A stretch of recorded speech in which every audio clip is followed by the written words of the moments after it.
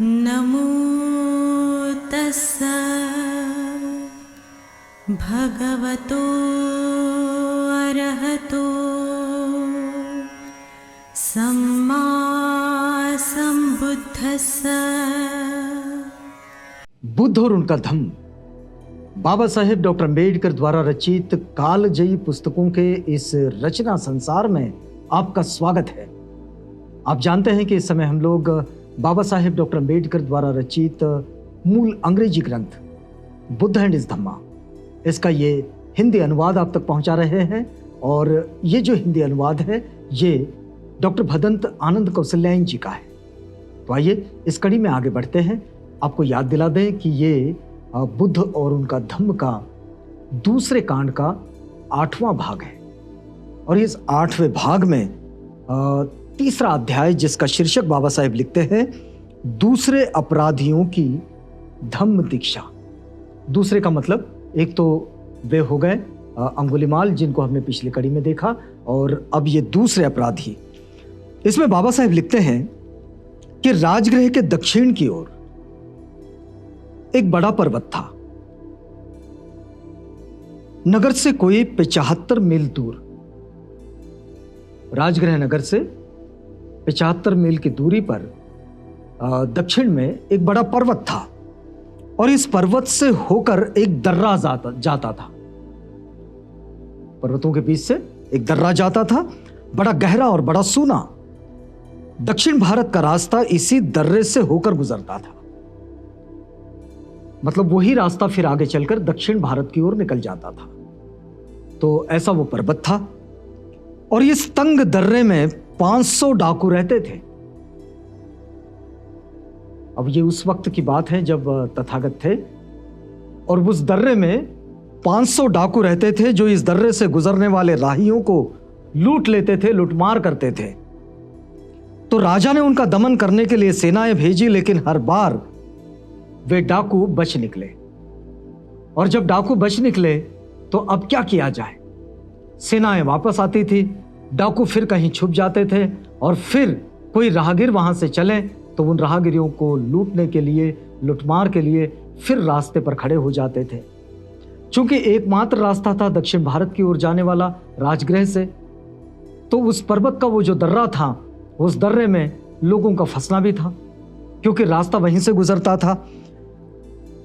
अब चूंकि बुद्ध इस स्थान से बहुत दूर नहीं थे, इसलिए उन्होंने उन लोगों की स्थिति पर विचार किया और सोचा कि ये लोग ये भी नहीं जानते हैं कि इनका आचरण दुराचरण है।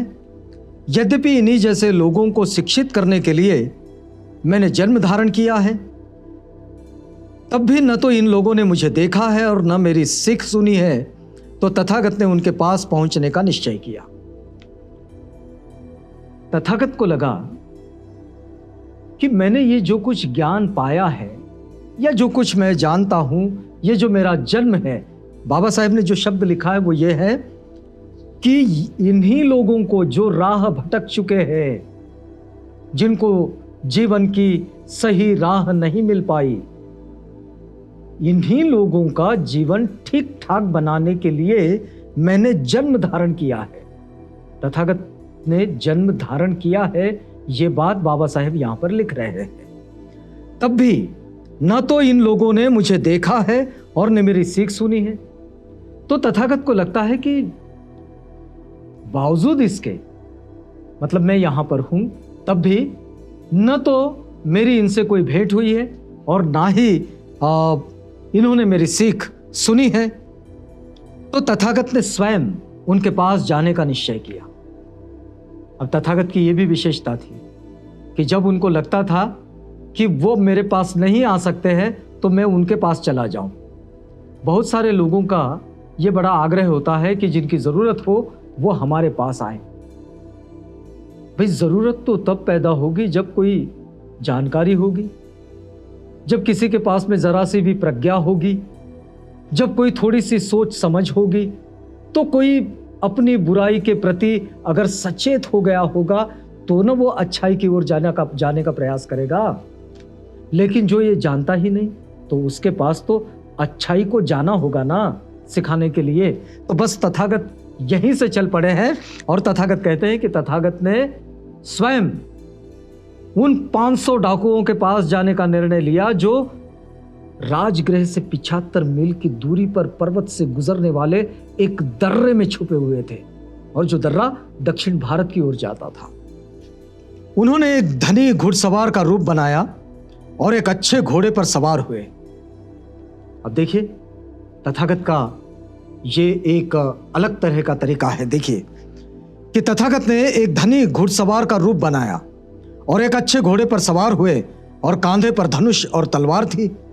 खुर्जी में सोना चांदी भरा था और घोड़े की लगाम आदि को कीमती जवाहरात जड़े थे।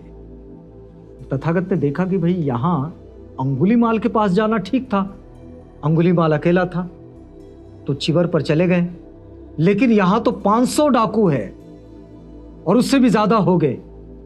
तो वे एक घोड़े पर सवार हुए और स्वयं कांधे पर तीर कमान रख ली, धनुष रख लिया, तलवार रख ली और खुर्जी में सोना चांदी भर लिया और घोड़े की लगाम आदि को कीमती जवाहरात जड़ दिए। और उस तंग दर्रे में प्रवेश करने पर घोड़ा जोर से हिनहिनाया। उसकी आवाज सुनकर 500 डाकू उठ खड़े हुए और उस घुड़सवार को देखकर बोले, हमें लूटने के लिए इतना माल एक साथ कभी नहीं मिला। इतने हीरे जवाहरात थे वहां पर जड़े हुए, घोड़े के लगाम के साथ भी और इस घुड़सवार के पास भी। तो डाकू एकदम हड़बड़ाकर उठे। घोड़ा हिनहिनाया तो, और घोड़े की हिनहिनाहट सुनकर ये खड़े हुए और देखने लगे। तो इनको लगा कि भाई इतना सारा सोना, इतने हीरे जवाहरात कभी एक साथ लूटने को नहीं मिले। उन्होंने घुड़सवार को घेर लेना चाहा ताकि वह बचकर भाग न जाए, लेकिन उसे देखकर वो जमीन पर गिर पड़े। और देखिए ये कैसा आश्चर्य कि उसको देखकर वो जमीन पर गिर पड़े। जब वे जमीन पर गिरे तो सभी चिल्लाने लगे, हे भगवान ये क्या है, हे भगवान ये क्या है। तब उस घुड़सवार ने उन्हें समझाया कि उस दुख के मुकाबले में जो सारे संसार को घेरे हुए है, तुम जो दूसरों को दुख देते हो और स्वयं उठाते हो वो कुछ नहीं। तथागत कहते हैं ये कुछ नहीं है, वो बहुत बड़ा है दुख जो तुम दूसरों को देते हो। अभी तो तुम सिर्फ गिरे हो और तुम्हें तुम्हारा दुख बड़ा ज्यादा लग रहा है, लेकिन तुम जो दूसरों को दुख देते हो वो इससे कहीं ज्यादा है। तो कहते हैं कि उस दुख के मुकाबले में जो सारे संसार को घेरे हुए हैं, और इस पूरे संसार को जो दुख घेरा हुआ है वो दुख तो और भी बड़ा है, और तुम जो दूसरों को दुख देते हो और स्वयं उठाते हो वो कुछ नहीं। और इस प्रकार अश्रद्धा और विचिकित्सा की चोट के सामने वो चोट जो स्वयं खाते हो और दूसरों को पहुंचाते हो वो भी कुछ नहीं। धम्म देशना के प्रति पूरी एकाग्रता ही इन जख्मों को भर सकती है। तथागत ने कहा कि ये जो तुम्हारे जख्म है, ये जो तुम्हारी चोट है, ये वो तभी भर सकती है जब तुम सन्मार्ग पर चलने लगो, धम्म देशना को सुन सको, तब ये जख्म भर सकते हैं। फिर तथागत आगे कहते हैं, देखिए कि मानसिक दुख के समान कोई जख्म नहीं है। तथागत कहते हैं वो जो तुम राहगीरों को लूट लेते हो, उनको जो मानसिक दुख होता है, उस मानसिक दुख के समान कोई दूसरा जख्म नहीं है, और मूर्खता के समान कोई चुभने वाला दूसरा तीर नहीं है। मूर्खता ये सबसे बड़ा तीर है जो आदमी को चुभता है, और ऐसा चुभता है कि बड़े गहरे जख्म देता है। धर्म शिक्षा ही इनकी चिकित्सा है। जो धम्म की शिक्षा है वो ही इन जख्मों का इलाज है, वो ही इसकी चिकित्सा है। और इसी से अंधों को आंख मिलती है और अज्ञानियों को ज्ञान। इसी से, और इसका कोई दूसरा उपचार नहीं है।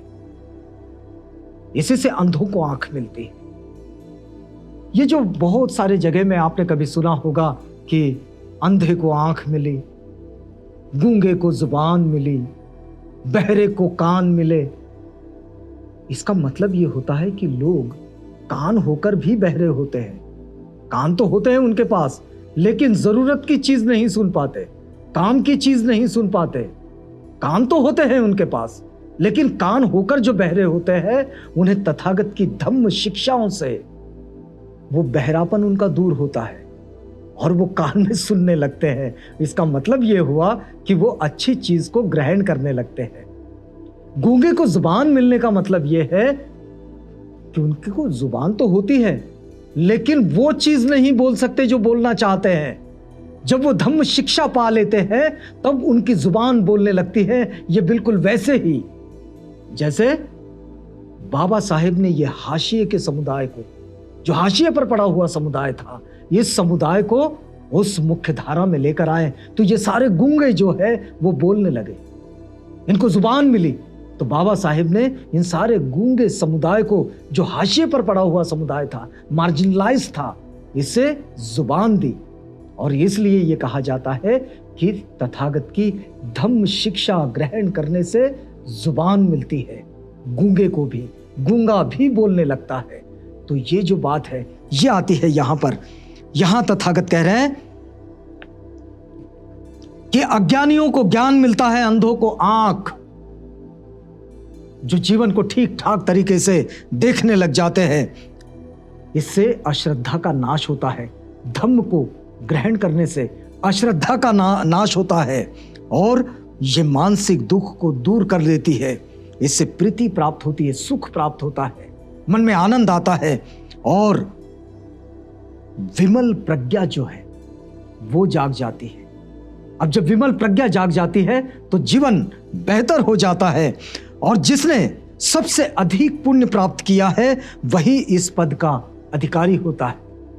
ये डाकू जो राहगीरों को लूट रहे हैं, रोज पाप कर्म कर रहे हैं, यानी कि अपने पाप का धर्म निभा रहे हैं। धर्म का मतलब यह आप जानते हैं, जो धारण किया जाता है वो मार्ग। तो इन्होंने तो पाप का मार्ग धारण कर रखा है, तो ये पाप के अधिकारी बन गए हैं। ये सुना तो डाकुओं ने अपने दुष्कृत्यों पर पश्चाताप किया। तथागत ने उनकी आंखें खोल दी, उनको अपने दुष्कृत्यों पर पश्चाताप होने लगा। उनके शरीर में जो तीर लगे थे वे अपने आप निकल आए और उनके जख्म भर गए। तथागत ने क्या किया? तथागत ने सिर्फ उन्हें रोका। वो जो सब आक्रमण करने आए, अब ये तो वीर योद्धा थे,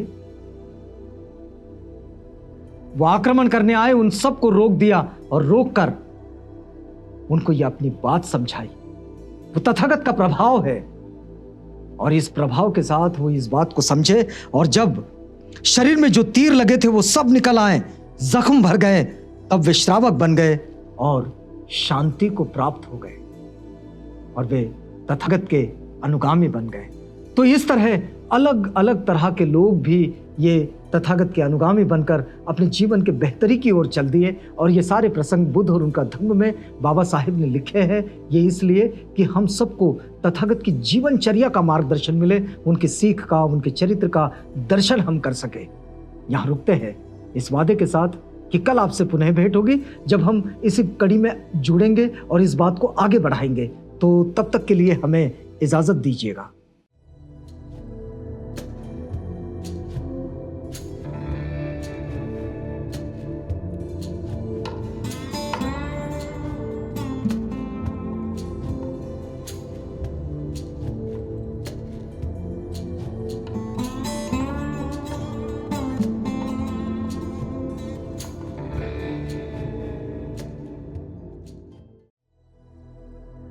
बुद्ध और उनका धम्म।